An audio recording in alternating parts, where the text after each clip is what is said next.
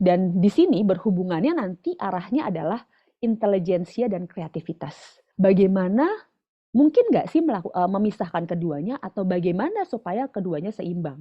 Karena intelijensia itu kan umumnya berkaitan dengan status ekonomi sosial, tapi itu juga tergantung ukuran yang kita pakai. Sedangkan kreativitas sebenarnya tidak pandang bulu, dia mau kaya miskin akan sama aja. Mungkin anak penyapu jalanan misalnya, dia bisa aja nungguin bapaknya lagi nyapu jalanan, dia ngumpulin apa namanya, ngumpulin barang-barang bekas terus dia bikin musik sendiri apa segala macam sambil nunggu, itu nggak akan pandang bulu gitu kan. Tapi ketika intelijensia ada kita beberapa yang mungkin terakses dengan pengetahuan yang lebar sekali, dia terstimulasi akhirnya untuk melakukan hal-hal pengetahuan tertentu. Itu salah satu contohnya. Dan apakah musik di dalam pendidikan ini berpengaruh dalam kedua hal tersebut? Jadi saya bisa mengambil contoh di Hungaria, bahwa di Hungaria itu yang menarik adalah mereka umumnya melakukan banyak pendekatan musik atau stimulasi musik itu dari usia dini di kurikulum nasionalnya. Sedangkan kalau di Indonesia, mungkin saya bisa katakan bahwa musik itu hanya sampingan atau pelajaran tambahan. Sedangkan kalau di Hungaria, mereka memasukkannya dalam kurikulum yang umum. Karena mereka melihat bahwa itu pentingnya sebuah stimulasi musik untuk meningkatkan itu tadi kecerdasan, dari kinestetik mereka juga, gimana badan itu mengikuti irama tubuh gitu kan. Terus bagaimana kita belajar counting pun juga bisa dari musik, belajar paduan suara itu kalau anak menyanyi sendiri itu umum. Tapi bagaimana dengan paduan suara? Dia harus mendengarkan konsentrasi, mendengarkan teman-teman yang lain. Lalu dia bukan solo, berarti dia bermainkan bersama, memandu, padankan suatu suara dengan suara yang lain. Jadi itu sudah menjadi bagian dari kurikulum mereka di Hungaria, di pendidikan nasionalnya. Jadi, nah di sini mereka melakukan penelitian ada 2 kelompok anak yang mendapatkan pelajaran musik umum dan khusus sesuai dengan status ekonomi sosialnya nih.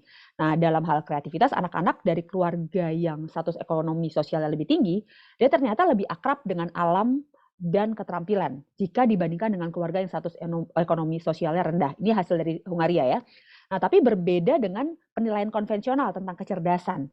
Yang biasanya kita menganggap kecerdasan itu kemampuan verbal, aritmatik, daya ingat, persepsi visual, kinestetik gitu kan. Tentang ruang yang memang penguasaan gerak yang terpadu dan penilaian kreativitas itu di sini akhirnya mengutamakan kemandirian dan orisinalitas. Jadi bagaimana kefasihan dia dalam mengolah imajinya, keluasannya, dan keistimewaannya dalam menyelesaikan masalah. Karena di dalam kreativitas itu pasti muncul bagaimana mereka mengatasi atau problem solving yang bisa ditemui, misalnya dia masalah gini gimana ya caranya membuat sesuatu ini oke aku harus gini kayaknya bisa digini ini. Nah itu akhirnya memang apa sih namanya problem solving menjadi muncul juga di bagian dalam kreativitas itu sendiri.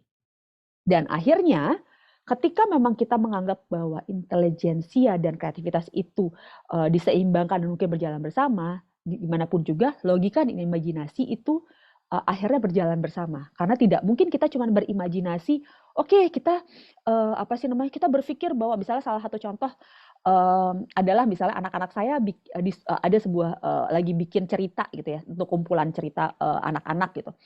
Tiba-tiba dibilang judulnya adalah Hujan Bebek. Apa secara logika hujan bebek itu apaan gitu kan. Padahal itu cerita awalnya adalah ada dua anak kembar yang memberikan permen bebek, permen kayak Yupi gitulah kira-kira ke orang tuanya. Terus dimakan, pas dimakan itu berubah jadi bebek orang tuanya. Dia apa sih namanya hidungnya jadi bebek. Terus tiba-tiba keluarlah kentut. Itu imajinasi kentutnya yang keluar adalah bebek dengan asap itu. Terus ternyata dari keluar kentutnya itu menguap ke atas menuju awan dan akhirnya muncullah hujan itu hujan bebek. Jadi secara imajinasi mereka mana tuh habis itu akhirnya mengejar apa sih namanya si asap si kentut ini menular ke orang-orang yang lain jadi bebek semuanya gitu kan. Nah, terkadang kalau kita pikirkan ini apaan sih gitu kan, imajinasi anak-anak segitu bebasnya, segitu liarnya gitu kok kentut lah, terus habis itu hujan bebek. Tapi secara logika kita tahu anak itu ternyata memahami proses hujan.